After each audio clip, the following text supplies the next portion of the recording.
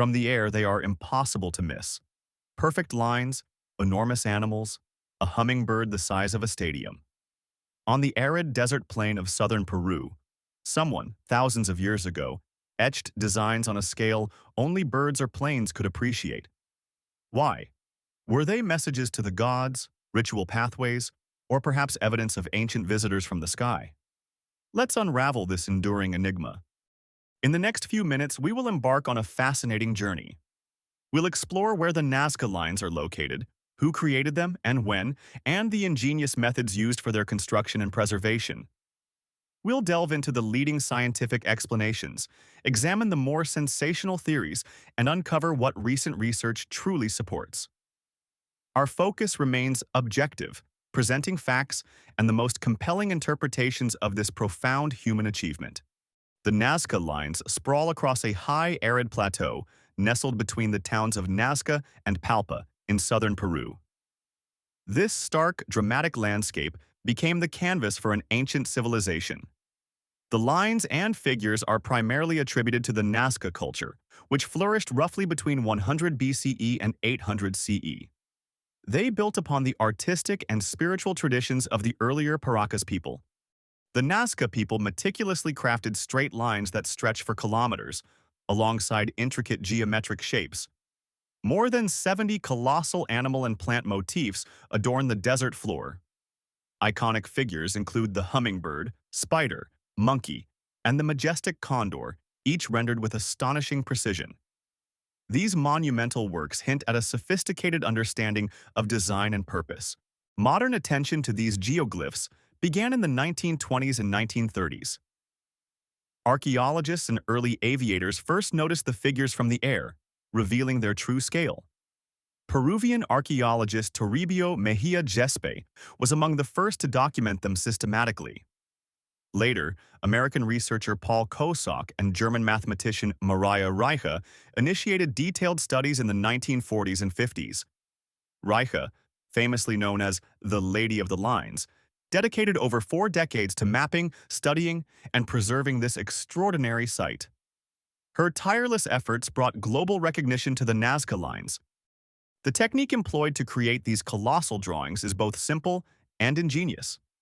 Nazca workers meticulously scraped away the dark, oxidized pebbles that naturally cap the desert surface. This process exposed the pale, compacted soil underneath, creating a striking contrast. This stark difference ensures the lines remain clearly visible from an elevated perspective. The precision of these designs, particularly the long, straight lines and perfect curves, suggests sophisticated planning. Researchers believe that stakes, ropes, and basic surveying geometry were sufficient tools. No advanced technology or flying machines were necessary. Only a clear vision, communal labor, and an understanding of scale. This human ingenuity is a testament to their capabilities. The remarkable preservation of the Nazca Lines is largely due to their unique environment. The Nazca Plateau is one of the driest places on Earth, receiving minimal rainfall. This extreme aridity, combined with low wind conditions and a stable climate, means the lines have remained largely undisturbed for centuries. This natural preservation, alongside their immense cultural value, led to the site being designated a UNESCO World Heritage Site in 1994. This recognition highlights both their global significance and their ongoing vulnerability. Researchers have proposed several plausible and often overlapping explanations for the purpose of the Nazca Lines. These theories attempt to decode the intentions behind these monumental creations. Many archaeologists interpret the lines as ritual pathways and pilgrimage routes. The sheer scale of the geoglyphs suggests they were designed for large-scale ceremonies. Long processions might have traversed these lines, transforming the landscape into a sacred space. Ethnographic parallels from other cultures show that processional lines and ritual circuits are common ways to imbue a landscape with spiritual significance.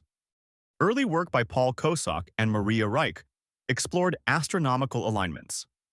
They suggested that some lines might align with significant solar or stellar events, such as solstices or heliacal risings. These alignments could have been used for agricultural calendars, vital for a society dependent on farming. While some alignments appear suggestive, Others might be coincidental. Astronomy likely played a part, but it may not be the sole explanation. Given the desert context, water and fertility rights are another compelling theory. Some researchers argue that certain lines point toward ancient aquifers, water sources, or sacred springs. These geoglyphs could have been symbols or routes connected to irrigation practices, rainmaking rituals, and the ecological memory of a people living in an arid land.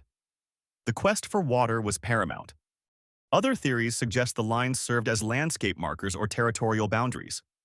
Certain geoglyphs might have delineated community territories or indicated access to vital resources. Most specialists now agree that there was likely no single purpose.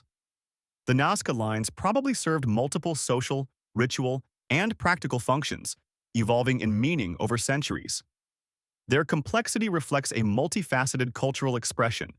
The idea that the Nazca Lines were created for ancient astronauts, messages intended to be read by extraterrestrials, is undeniably visually seductive. The large animal shapes, the perfectly straight lines, and the fact that they are best seen from the sky fuel the imagination. This hypothesis, popularized by authors like Erich von Däniken, suggests a non-human origin for these remarkable formations. However, this claim fundamentally fails on both method and evidence. There is absolutely no archaeological trace of aerial technology or extraterrestrial presence within the Nazca culture. The lines themselves are entirely explainable using simple tools, basic surveying techniques, and communal human labor. The complexity lies in the planning and coordination, not in advanced technology. Crucially, archaeologists have unearthed abundant ritual paraphernalia, village sites, and iconography directly linking the lines to local Nazca belief systems.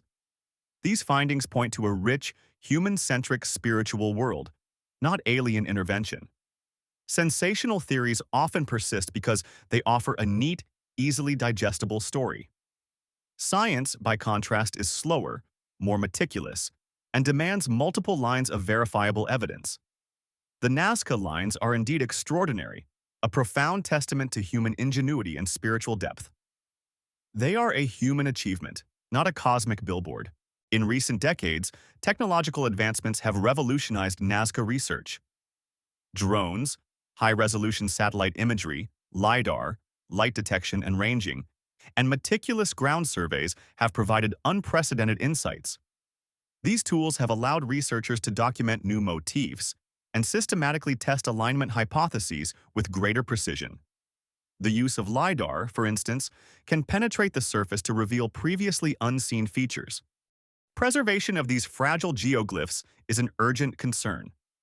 Urban expansion, the construction of new roads, and illegal encroachment pose significant threats to the delicate desert surface. Even foot traffic can cause irreversible damage. Conservation efforts, coupled with careful and regulated tourism management, are absolutely essential if these magnificent geoglyphs are to survive for future generations. Their continued existence depends on our collective stewardship. The Nazca Lines compel us to ask a fundamental human question. How do people make meaning at such an immense scale?